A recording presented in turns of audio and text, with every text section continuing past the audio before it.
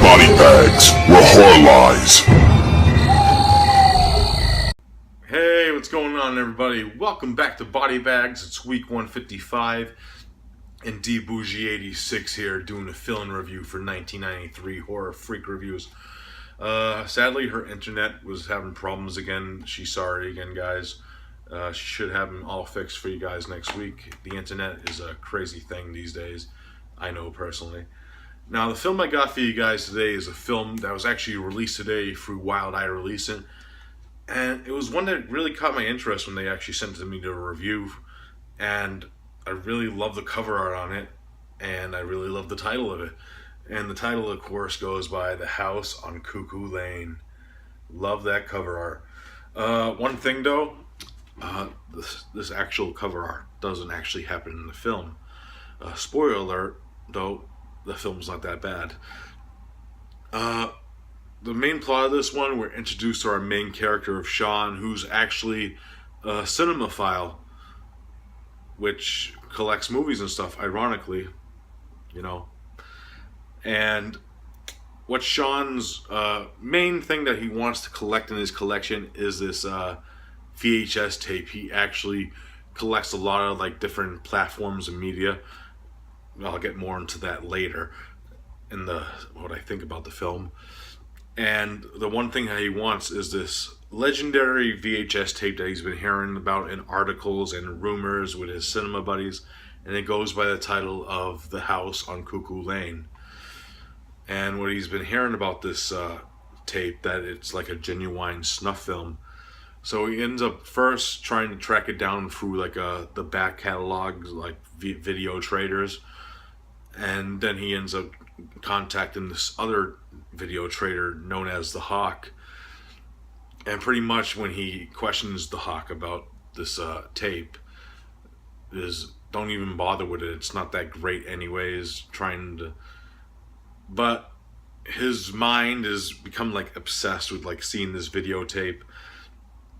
And unbeknownst, and what ends up happening is he actually ends up running across this videotape, and he ends up watching it, and unbeknownst, again, things start happening to him. Like he starts seeing things during the daytime. He starts having vivid, violent nightmares, and he starts seeing things around his house. So his psychosis is going like loony. So he's trying to figure out what's going on with this tape and what's the meaning behind this tape before it's too late for him.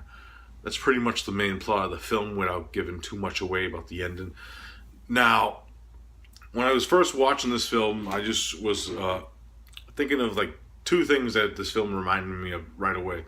First up, if you ever seen the Masters of Horror episode, Cigarette Burns, the John Carpenter one, it kind of reminded me of that in a way, and it also reminded me of Ring You in a way, with the way you watch the tape and shit starts happening. Now, I gotta say, I really like the characters of this film because they are like us, because they are like collectors. They collect things, they collect physical media. When you first meet Sean, you see his collection, which is fucking awesome, I have to add. He has a lot of like big box, like video nasty VHSs. Like he has Gestapo's Last Stand. He has Don't Go in the House on VHS. Derange. The list goes on. He just like, and then when you meet the Hawk, he has like some mixture of like different posters from different eras. Like he has A Mare. He has like The Beyond. He has like what is it called? What's another one? The Woman, which is a film from recent film in this past few years. Yeah, it was really like cool to see like the story that involved like people like us, people that collected horror movies and different types of films, trying to find this one tape. Now, when you watch the tape, it is kind of like irky because it is a VHS and it has like that VHS quality towards it.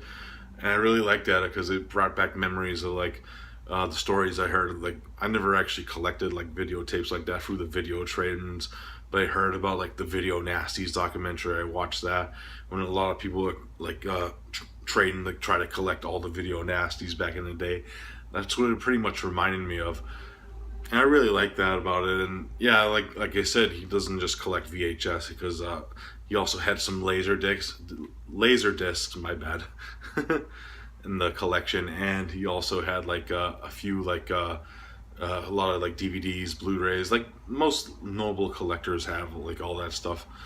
But it was really cool to see that and have like characters like us in like a type of horror film, because the director actually plays Sean in the film, David Hines, and the composer, Jamie Richardson, actually plays the Hawk. And another thing, his score is really fucking awesome in this film. It's very like synth heavy, very influenced by like the synth styles, but it has like an electronic presence in it, like a kind of like a Nine Inch Nails type sound to it, kind of mixture of like Trent Reznor meets John Carpenter in a way, which I really dug. And the film has like this like great shot. It's a very I don't know how they shot the film, but it has like this low grain like look to it, like a 70s film in a way. And I like the look of that. Even like the nighttime shots, even though they are dark, it's supposed to be dark because it's a murky film, and it goes well with its score. Yeah, I really did dig this film. It's not like the biggest budget horror film I ever seen, but it's kind of like, and it's not really that original because it does borrow from different genres and different films in a way, but I still liked it because I liked the characters in it and I liked the story of it. So yeah, if I had to rate a house on Cuckoo Lane, I'm going to give it a solid 7.5 out of 10. It's a very interesting watch, and it actually did kind of creep me out in a few scenes. There is a few like gore scenes. There's actually some dead animals in the film, but I believe they were already dead when they didn't kill the animals. I know that for a fact. I actually think it was on IMDb that was one of the trivia section. Yeah, but I do recommend this if you want to grab it. It actually has like the actual Cuckoo Lane film. You could watch it separate from the actual feature film, which I thought was a cool feature, kind of like how Ju-On did with their release of it, where it was like an Easter egg, but you could actually, it's actually one of the features on it. You don't have to search for it like that one. And another is the commentary track with Jamie Richardson and the director David Hines. Really informative stuff, which I really dug, because you could tell these guys are really like hardcore like horror fans, and they wanted to make a film because they are horror collectors for people like us. So yeah, 7.5 out of 10 for The House on Cuckoo Lane. Hope you enjoy it. Check it out. Alright guys, as always, I hope you enjoyed the review, and I'll be back on Sunday with my normal review. I already know what I'm reviewing for that, and I hope to see you soon. Peace out.